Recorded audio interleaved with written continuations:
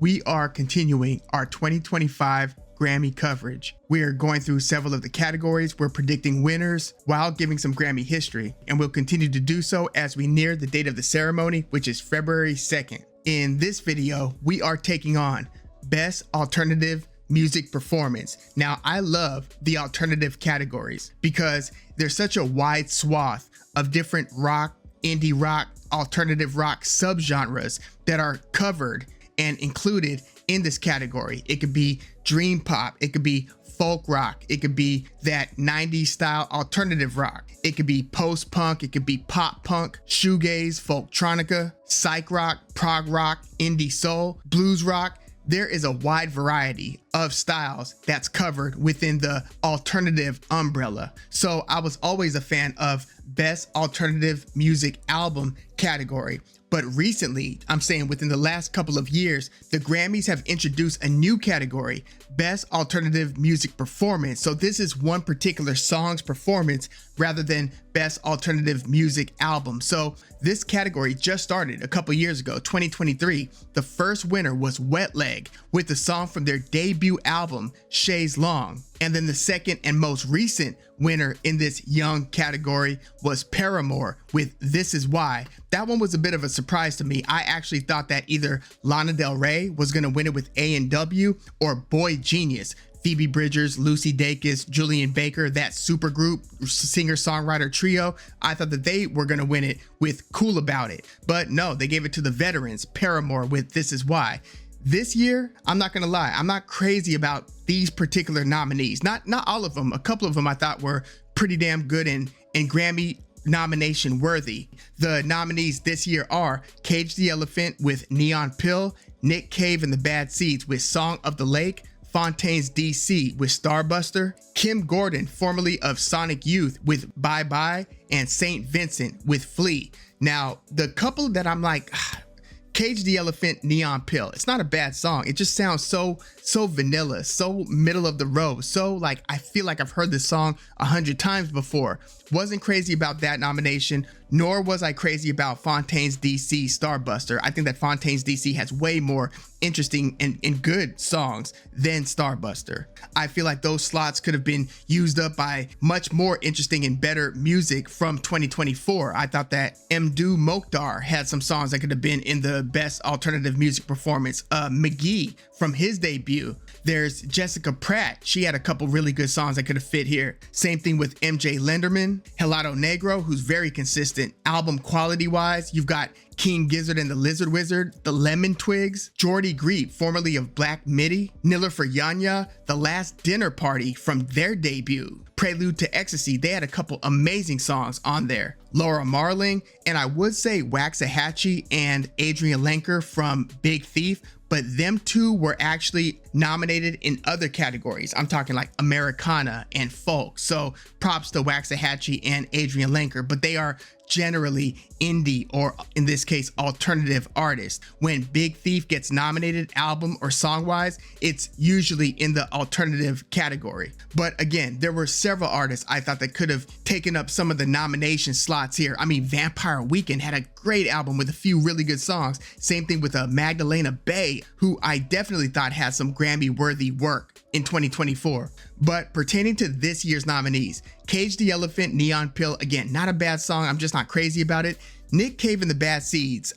Nick Cave, I mean, he's been around for a while. He was the frontman of The Birthday Party like decades and decades ago. And he's had a long solo or, career with the Bad Seeds. And a lot of Nick Cave listens are very heavy. Like, a lot of the subject matter is very agonizing and very intense.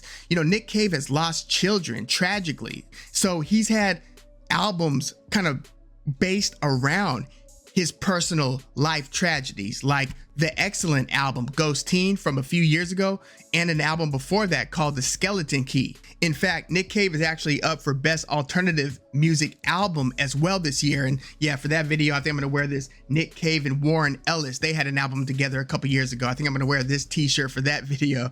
But yeah, Nick Cave, very consistent artist, usually puts out a really good album every, couple or few years. And this past year was no exception. And one of the songs from that album, Song of the Lake, typical dramatic sounding, theatrical sounding Nick Cave and the Bad Seeds. So I'm not mad at that nomination.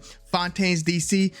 Again, this is just kind of like a pop punk, not even less on the punk side. I mean, Fontaines D.C. has some punk music, but Superstar sounds like it's them kind of going more in a safer pop lane. Again, not a bad song, just not a very interesting song. And I've listened to it a few times and it's still not really growing on me like that. Then we've got Kim Gordon, who had a pretty surprising album. I mean, she's dropped a solo album a few years ago in her post Sonic Youth solo career, but this recent album she dropped in 2024 got a lot of mention on a lot of best albums of 2024 lists. Bye Bye is one of the more catchy songs from the album, and it's interesting, her style this sounds nothing like Sonic Youth. It's very kind of industrial, it's experimental, a little goth, it has some trap leanings. It's just a very different and interesting approach from Kim Gordon. So I thought that it was very interesting. I actually released a short video about how Kim Gordon sonically has kind of reinvented herself, which is very interesting and very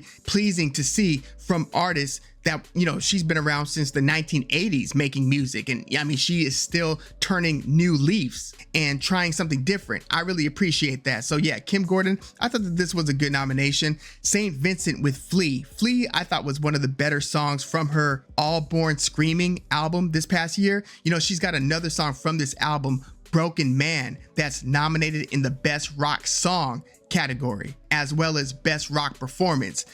I think I like Broken Man more than Flea. I think Flea is easier digest, but I think that Broken Man is a lot more interesting of a song, especially with her kind of funky vocal delivery, just very unorthodox. And Annie Clark, aka St. Vincent, has always been pretty unorthodox ever since those early albums like Actor and Strange Mercy. I used to look at her music as being a bit of an acquired taste, but over the years, I mean, she's really kind of won me over, especially with that self-titled St. Vincent album, and then like Mass Education, her collab album with David Byrne from Talking Heads. But yeah, I thought that St. Vincent was a relatively strong nomination here. So who do I think should win in terms of what my favorite song from this group of 5 nominees is, and who do I think will win, just based on kind of where things are trending and some of the music politics and so forth?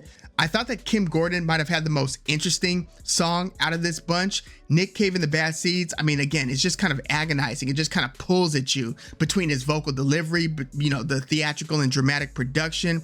Nick Cave and the Bad Seeds is a good one. St. Vincent Flea, is a really good one. So those would be my 3 favorite from this group. Not a huge fan, again, of the Fontaines D.C. song Starburster, nor Cage the Elephant Neon Pill, but my favorite song of this bunch might actually be Kim Gordon's Bye Bye. But if I had to kind of guess who was going to win this one, I think that I'm going to go with St. Vincent. I've been going with St. Vincent a lot. I mean, in this alternative space, she is just one of the artists of the era. Like, she's got multiple Grammy wins, not nominations, but Grammy wins for Best Alternative Music Album. And this year she's nominated again. So she's got a chance to like join Beck, Radiohead, and the White Stripes, who are all tied for first place with most wins in the category with 3. She has a chance of joining that group if she wins Best Alternative Music Album this year. And at first I was going to say, okay, maybe St. Vincent's Broken Man wins in the rock categories, but they give it to somebody else in the alternative categories. I would really like to see either Nick Cave and the Bad Seeds or Kim Gordon win this year.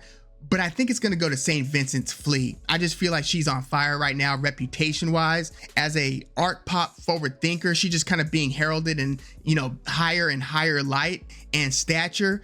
I think that they're going to give it to St. Vincent with Flea in the Best Alternative Music Performance category. But yeah, let me know what you think about this young category, what you think about this list of nominees. Who do you think should win this award, and who do you think will win the award? Let me know your thoughts in the comments. Like the video, subscribe to the channel if you love music like I do. I'm Woog. Thanks for tuning in.